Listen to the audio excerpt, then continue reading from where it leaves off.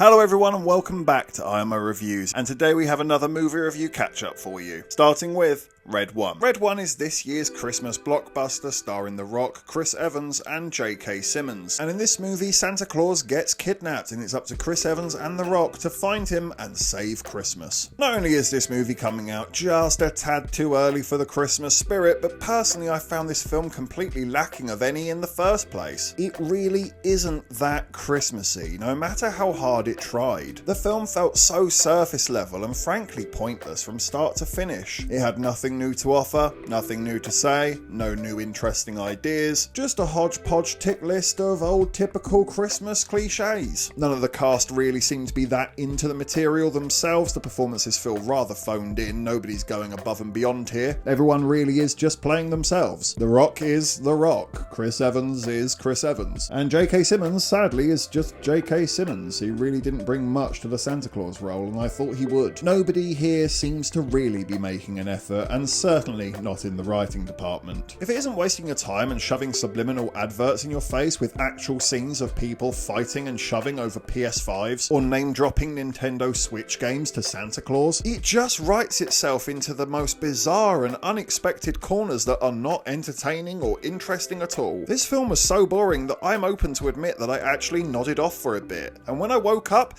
I found myself seeing Chris Evans and The Rock having a power slap league with Krampus, and I couldn't help but find myself asking what the hell happened in the 5 minutes that I closed my eyes out of sheer boredom. But is there anything redeeming about Red One? Well, I do at least think some of the locations and set design are quite good. There's clearly a lot of money and effort being put into the CGI, which they are heavily reliant on. When it is more physical and real, and even in the prosthetics, it is still quite good. I can give it that. And I suppose it isn't the worst thing I've seen this year. I don't think it's quite knocking on the door of the worst 10 of the year, but I can't say you need to rush out and see it either. It's just really thankless. Maybe your kids might enjoy it. I'm going to give Red One a 2 out of 10. Next up is We Live in Time, a sincere and moving romantic movie starring Florence Pugh and Andrew Garfield as we watch their relationship blossom over the years. Now, many of you will already know that this type of movie just isn't my cup of tea, but I am a film critic after all, and I did at least like the cast, so I was willing to take a chance on it. And what I can say for We Live in Time is that the cast really do a fantastic job here. I think they do an awful lot of the heavy lifting. Florence Pugh and Andrew Garfield are fantastic in the film, whether on their own or together. There is absolutely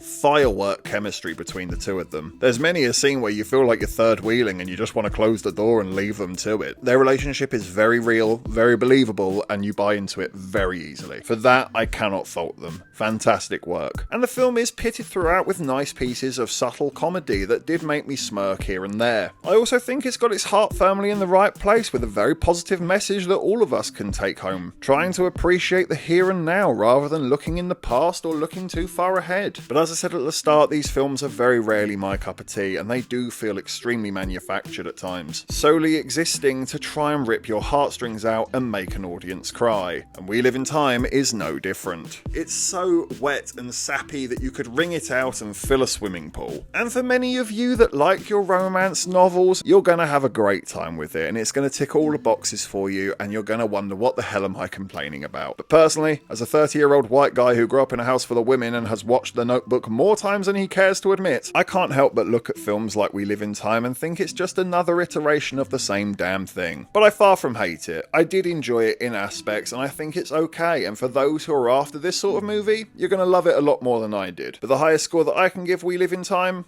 is a 6 out of 10. And last but not least is Heretic, where two young missionary girls get invited into Hugh Grant's house to discuss religion at length, only to find that Hugh Grant might not be quite as kind or sincere as he first led them to believe. I was very excited to see Heretic, not just because it's an A24 picture and I'm pretty much up for watching anything that company will put out, but where everybody else has been enjoying this Hugh Grant renaissance under Guy Ritchie, I for one have not. I don't think these London gangster movies are good for him, and I do think he's a very talented actor who has unfortunately been pigeonholed over the years. He was absolutely right to broaden his horizons, just not under the idiotic guide of Guy Ritchie, for God's sakes. Whereas a creepy and mysterious A24 villain feels like a much better fit for him. And I can gladly say that he absolutely steals the show here. He is the best damn thing about Heretic. His character is just endlessly rich and so interesting, you can't help but want to know more about him. There is something strangely alluring about it all. And Hugh Grant does play into it perfectly, he seems to be having the time of his life with this role. But I do like the rest of the cast as well, and above all else, I really enjoy the subject matter that the film presents and dissects at full length. It does have an awful lot of interesting things to say, and it says it very clearly and gives you a lot to think about as you step away from the film. But I unfortunately do have a handful of issues with the film. Big one being that I do think that it is oddly paced.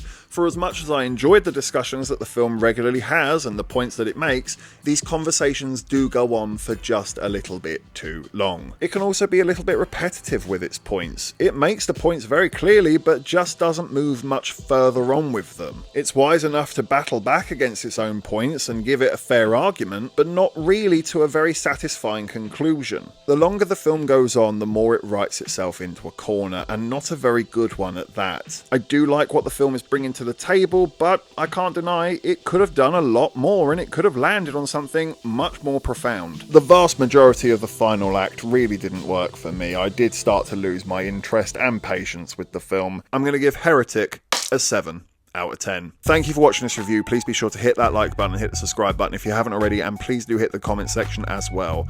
Have you seen any of the movies we've discussed today? What did you think about them? Let me know in the comment section down below.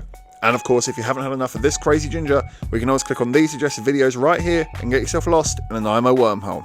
But if not, take care, and I look forward to seeing you on the next review.